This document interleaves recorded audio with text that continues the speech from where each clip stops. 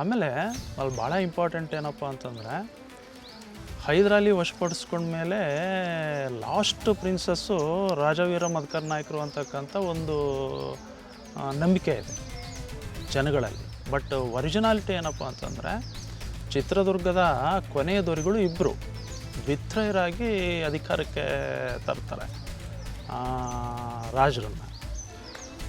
ಹಿಂದಿನ ದೊರೆ ಕಸ್ತೂರಿ ರಂಗಪ್ಪ ನಾಯಕರಿಗೆ ಮಕ್ಕಳಿರಲ್ಲ. ಹಾಗಾಗಿ ಮುಂದಿನ ಉತ್ತರಾಧಿಕಾರಿಯಾಗಿ ಅವರ ಸಂಬಂಧಿಕರಲ್ಲೇ ತಮ್ಮ ಕುಟುಂಬದಲ್ಲೇ ಭಾಳ ಸೆನ್ಸಿಬಲ್ ಆಗಿರ್ತಕ್ಕಂಥ ಭಾಳ ಮೀನಿಂಗ್ಫುಲ್ ಆಗಿರ್ತಕ್ಕಂಥ ಹುಡುಗರನ್ನ ಹುಡುಕಿ ನಾವು ದತ್ತು ತಗೊಂಡು ಅಧಿಕಾರಕ್ಕೆ ತರಬೇಕು ಅಂತಕ್ಕಂಥ ಒಂದು ಆಲೋಚನೆ.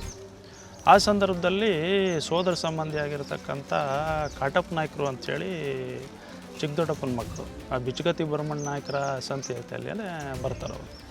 ಅವರನ್ನು ಚಳ್ಳಕೆರೆ ತಾಲೂಕಿನ ದೊಡ್ಡೇರಿ ಗಡಿ ಠಾಣೆಗೆ ಮುಖ್ಯಸ್ಥರನ್ನಾಗಿ ನೇಮಿಸಿರ್ತಾರೆ ಕಾಟಪ್ಪ ನಾಯಕರು ಅಂಥೇಳಿ.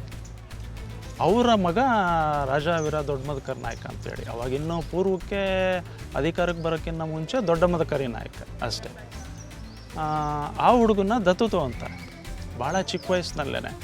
ದೊಡ್ಡ ಮದಕರಿ ನಾಯಕರನ್ನ 10 ವರ್ಷದ ಆಸ್ಪಾಸ್ನಲ್ಲಿ ಕಸ್ತೂರಿ ರಂಗಪ್ಪ ನಾಯಕರು ದತ್ತು ತಗೊಂಡು ನಿಜವಾದ ಉತ್ತರಾಧಿಕಾರಿ ತಾನೇ, ನನ್ನ ಮರಣಾನಂತರ ಇವರನ್ನು ರಾಜರನ್ನಾಗಿ ಅಧಿಕಾರಕ್ಕೆ ತರಬೇಕು ಅಂಥೇಳಿ ಒಂದು ಅಗ್ರಿಮೆಂಟ್ ಮಾಡಿ ಅವರು ಡೆತ್ ಆಗ್ತಾರೆ.